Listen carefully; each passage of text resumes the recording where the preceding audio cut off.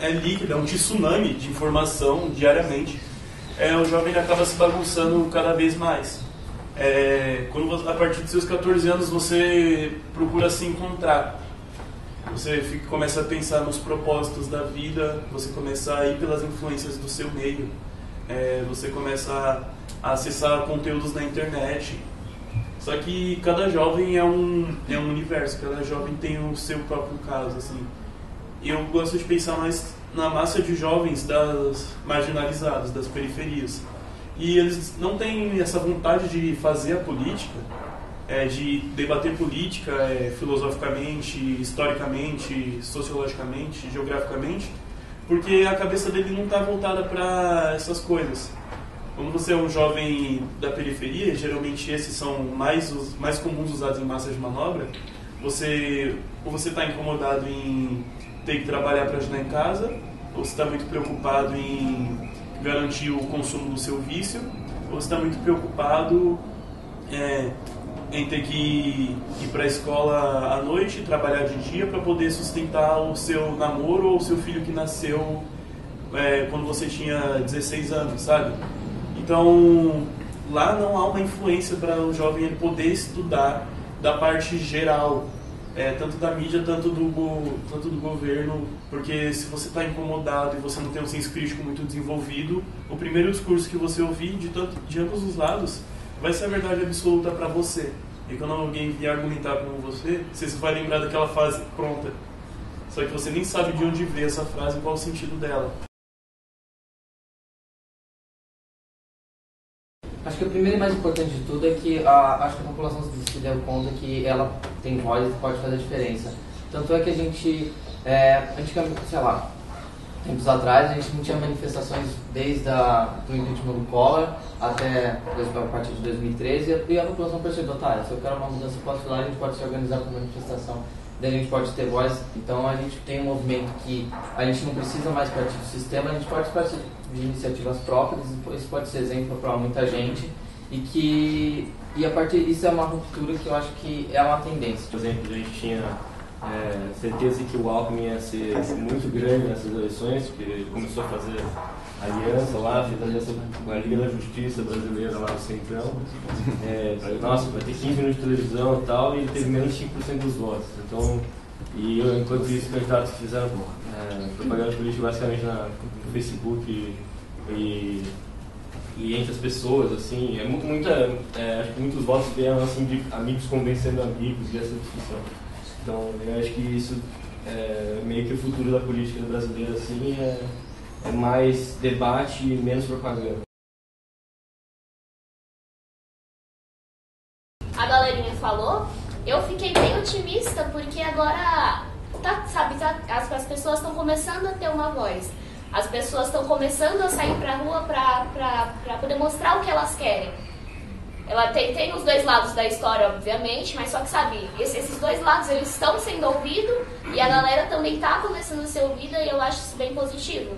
Eu acho essa coisa das redes sociais um pouco negativa porque acabou correndo muitas notícias falsas. Aí, de vez a galera, ir atrás de um argumento realmente verdadeiro, ela vai se basear, numa notícia que ela pode ter visto ali no Facebook, ela vai falar, não, mas tá certo por causa que eu vi no Facebook. Quando eu estava no ensino médio, assim, eu tinha uma autoestima muito baixa, assim, e eu achava que eu não ia conseguir fazer nada. Então eu tive que me provar, assim, sabe? Eu tive que mostrar que eu conseguia fazer coisas. E isso foi um ponto importante para mim. E, enfim, de lá para cá muita coisa legal aconteceu. Eu trabalhei no mercado financeiro, em instituições super boas, aprendi ao lado de gente muito boa. Isso eu acho que é muito legal quando a gente está começando, é sempre estar ao lado de pessoas que são melhores que a gente. Em determinado momento eu decidi abandonar tudo e fui até o Oriente Médio trabalhar com refugiados de guerra do Iraque e da Síria. E aí trabalhei no campo de refugiados, aprendi coisas assim que eu nunca imaginei que existiam, ouvi histórias completamente diferentes das histórias que a gente ouve por aqui. E eu aprendi algumas coisas que foram muito importantes para mim, né? Primeiro, aprendi que democracias acabam, né? Então, todos os refugiados com quem eu trabalhava vinham de lugares onde a democracia em algum momento acabou. E isso é algo que a gente tem que prestar atenção. que a nossa democracia não é algo garantido, que está aí para sempre. A gente tem que cuidar da nossa democracia. Então, por isso também que eu acho que é muito importante a gente retomar a nossa atenção e cuidar da nossa política, que é algo que a gente está começando a acordar, e eu concordo com os pontos de vários de vocês. Segundo, eu aprendi o valor da liberdade, porque eu estava vivendo num lugar onde as minhas liberdades básicas não eram respeitadas. Então eu não tinha uma liberdade para ir e vir nos lugares, para manifestar minhas opiniões, que as pessoas que em determinado momento até fui levado para ser interrogado, né? Coisa que, enfim, eu nunca imaginei que fosse acontecer comigo. Então eu aprendi isso. E por último, eu aprendi que se a gente quer melhorar um país, né, a gente precisa construir boas instituições inclusivas, né? Então vocês acho que leram Por que Nações Fracassam. De lá eu senti uma necessidade de estudar, de me aprofundar mais, e aí eu acabei ganhando uma bolsa de estudos para fazer mestrado nos Estados Unidos, em Yale, e eu passei 2 anos lá. E aí numa sala de aula eu estava tendo uma aula que chamava Grand Strategy, que é tipo estratégia a nível de estado. E eu estava conversando nessa sala com um colega de turma, né, com um menino que estava estudando comigo. E naquela mesma semana eu vi ele discursando na TV, e depois dele o Obama. Eu falei, pô, que história é essa, cara? Quem que esse moleque que está discursando logo antes do Obama? Aí eu, depois conversando com os amigos, descobri que ele era o neto do John Kennedy. Então o avô dele foi presidente dos Estados Unidos, né? E eu comecei a pensar, poxa, o avô dele foi presidente dos Estados Unidos, 2 gerações depois a gente está na mesma sala de aula, né? O meu avô morava na zona rural de Bragança, sem eletricidade, sem esgoto, sem casa de terra batida, por aí vai. E 2 gerações depois a gente está na mesma sala de aula em condições de igualdade. E isso para mim é o poder da educação, né? Eu fiquei otimista com esse ano, mas eu vejo que a próxima eleição pode ser verdadeiramente disruptiva. A próxima já. Se a gente conseguir pegar pessoas que têm uma formação, sabe, sólida, que tenham respeito pelas evidências, né? Que busquem fazer políticas públicas baseadas em evidências, né? Com metodologia científica, que é algo que a gente não tem hoje no Brasil, né? Então, por exemplo, bandido bom ou bandido morto, né? Vamos olhar os indicadores, né, de criminalidade do estado de São Paulo. Homicídios, né? Saiu de 10 anos para trás de 23 para 7. Sabe, o estado de São Paulo hoje é o estado mais seguro do Brasil. Graças a quem?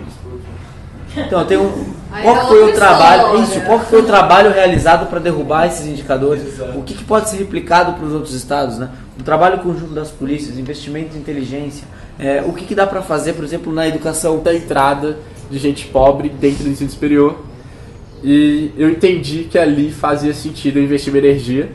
Tomei uma decisão muito radical, mas talvez a melhor decisão da minha vida, muito parecida com a decisão que você tomou agora. No auge do meu 3º ano da faculdade, né, eu tenho mais de 50 primos, minha família é muito parecida com o Daniel, é enorme. Eu era o primeiro a entrar na universidade pública e eu decidi trancar a faculdade para vir trabalhar de graça na Educafro durante 6 meses. A minha mãe, naturalmente, quase chamou a polícia para mim. E depois de muita conversa, diálogo e tal, eu falei, não, é só 6 meses, vai ser uma experiência para eu mergulhar nisso, entender como é que funciona a base de políticas públicas aqui no Brasil. Fui trabalhar no setor de políticas públicas da Educafro. Esses 6 meses viraram 1 ano e meio.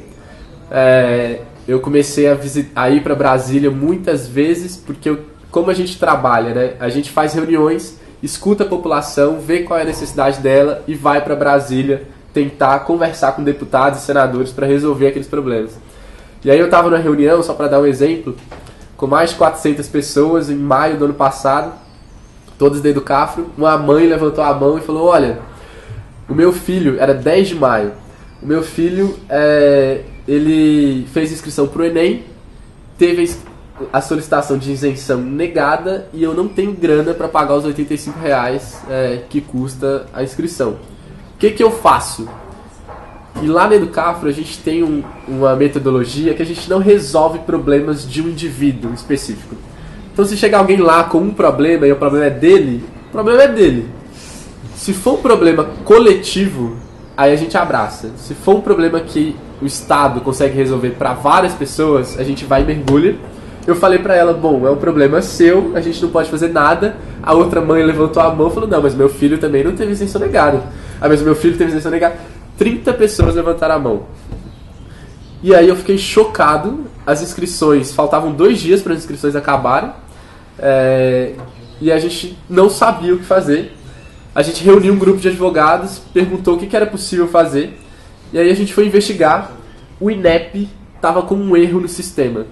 A gente descobriu que 1,2 milhões de jovens tinham tido a isenção negada por esse mesmo problema do INEP. Então é assim que a gente faz políticas públicas na Educafro. A gente ficou a terça-feira inteira junto com a equipe de tecnologia do INEP, reformulando o sistema.